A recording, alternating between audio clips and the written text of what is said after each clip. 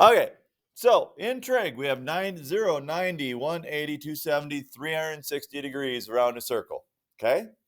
Now, let's think about circumference of a circle. What's the formula for the circumference of a circle? 2 pi r? Yeah, 2 pi r. Okay. So, in a circle, what happens is there are 2 pi radians in a circle. Okay. So, if the radius is 1,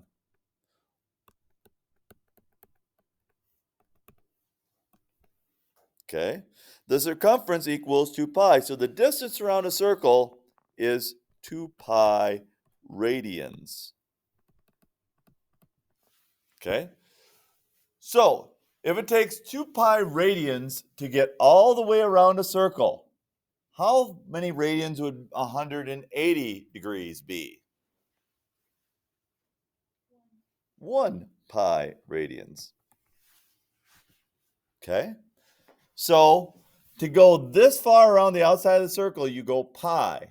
To go all the way around the circle, you go 2 pi if the radius is 1. And in trig, we just generally assume the radius of a circle that we're working with so we can work with angles is 1. It's called the unit circle. And we'll get into the unit circle a lot more later on. Okay? So, 0 degrees is the same as 0 radians. 360 degrees is the same as 2 pi. 180 degrees is the same as pi. So, I can take any measure and put it in terms of pi's. So 90 degrees would be what? How much of pi? Half of pi, or pi over 2.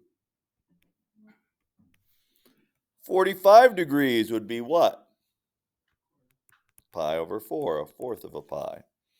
Now, where it gets a little harder for some people is 30 degrees. 30 degrees is how much? Okay? Well, we take these two and we say, well, that's our conversion factor. In every 180 degrees, there's pi radians.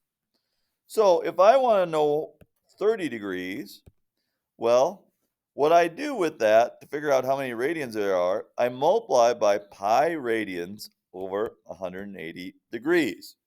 Because what happens when you do a conversion, the degrees cancels and you're left with radians. 30 over 180 is 6. So in 30 degrees, there's pi over 6 radians. In 30 degrees, there's pi over 6 radians. So let's say I have 690 degrees. How many radians would that be? Okay, well, to figure it out, we just take 690 times pi over 180. The zeros cancel. 69 over 18, 3 goes into each to be 23 over 6. 23 pi over 6. Okay, we can do that, right? Convert degrees to radians. Now let's convert radians to degrees.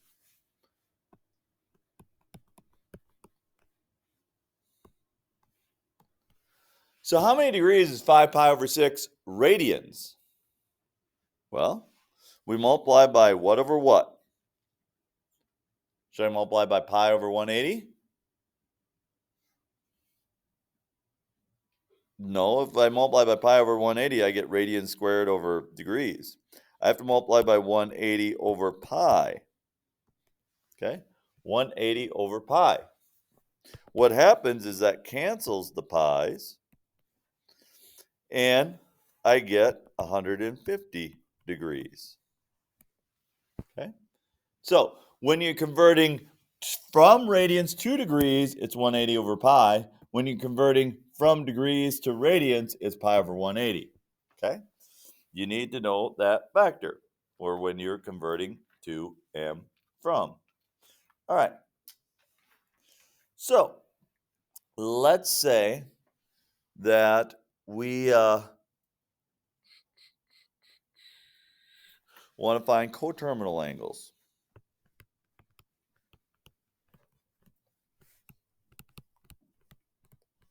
Okay. Now, yesterday we said 60 degrees is coterminal with 420 degrees, or it's also coterminal with negative 300 degrees. How did I get those two answers?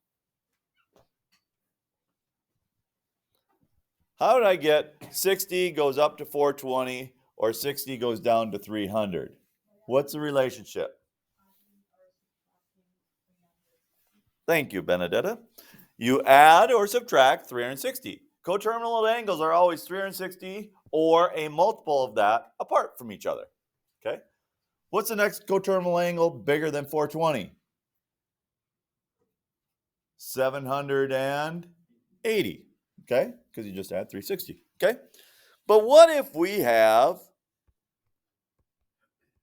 pi over 3 radians? What's coterminal with that? Well, how many radians are in a circle? 2 pi. 2 pi radians in a circle. Just like 360 degrees are in a circle, 2 pi radians are in a circle. So it's just like adding 360, adding 2 pi will work. If we take pi over 3 plus 2 pi, what's the problem there?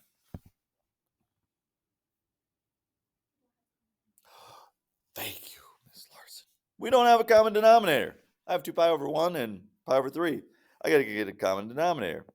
So I have to take pi over 3 plus what over 3? Well, if I multiply the bottom by 3 and multiply the top by 3, it's 6 pi over 3. If we add, we get 7 pi over 3. 7 pi over 3 is a coterminal angle. Okay? Let's subtract. So now let's subtract 6 pi over 3. Pi over 3 minus 6 pi over 3 is negative 5 pi over 3. Okay. Let's do a different one. Let's go 4 pi over 7. If we add 2 pi to that, how many pi over 7 is 2 pi? What over 7 is 2? 14. So we'd add 14 pi over 7 to get 18 pi over 7. Okay? Or if we subtract 14 pi over 7, you get negative 10 pi over 7. Those are coterminal angles. Coterminal angles are 2 pi apart from each other. Okay. All right. Let's say we have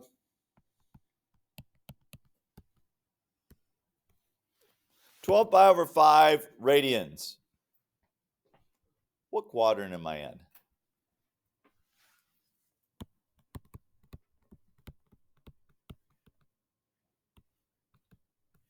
What quadrant am I in? Ooh, come on, Mr. Bierschbach, spell. All right. First thing you should look at is this bigger than 2 pi? Yeah. So what I have to do first is get it somewhere close to being less than 2 pi. So what's 12 pi over 5? What's coterminal with that? What would I subtract from there to get it down close to 0? What's 2 pi? 10 pi over 5 gives me 2 pi over 5. All right, so I got to figure out where is 2 pi over 5? What quadrant is it in? Well, the easiest thing to do is change it into degrees. If the pi's cancel and 5 goes into 180, what is it? About 36 times? 2 times 36 is 72. So 2 pi over 5 is 72 degrees. What quadrant am I in? First quadrant. Quadrant number 1. So you can figure out what quadrant you're in when you're dealing with this. All right.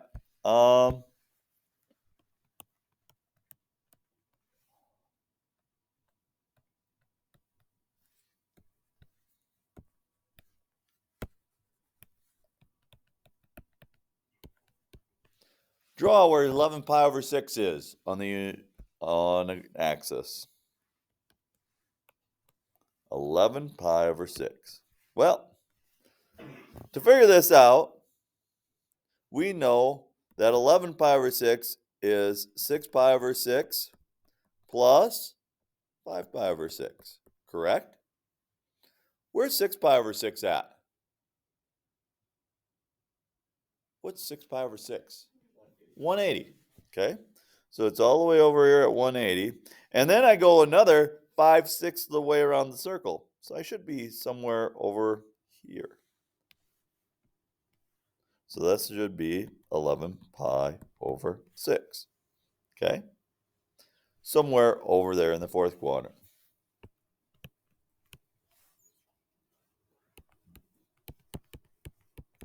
Draw negative 3 pi over 4.